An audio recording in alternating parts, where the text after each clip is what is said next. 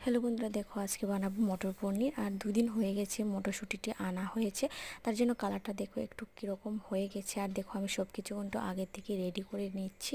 আর দেখো পনিরের ডাব্বাটাও আমি খুলে নিয়েছি, তারপরে একটু হলুদ লবণ দিয়ে তারপরে আমি ভাজা করে নেব আস্তে আস্তে করে, পুড়ে যাতে না যায়।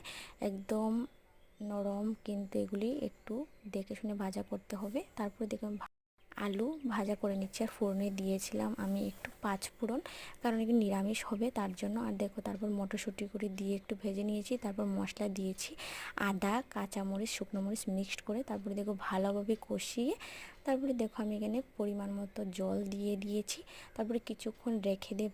রাখার পর দেখো এখানে আমি দিয়ে দিয়েছি পনিরগুলি। আর দেখো আমার কিন্তু তরকারিটা হয়ে এসেছে। আর কিছুক্ষণ রাখবো, তারপরে কিন্তু নামিয়ে নেব। আর দেখো আমার তরকারিটি কিন্তু হয়ে গেছে। দেখো কালারটা কত সুন্দর হয়েছে, দেখো কালারটা কত সুন্দর হয়েছে। আর আমার ভিডিওটাতে একটু লাইক আর সাবস্ক্রাইব করে দিও, যাতে ভিডিও বানাতে উৎসাহী হই। আর দেখো কত সুন্দর হয়েছে রান্নাটা, কেমন হয়েছে সবাই একটু বলবে। আর ভালো লাগলে একটু লাইক আর সাবস্ক্রাইব করে দিও।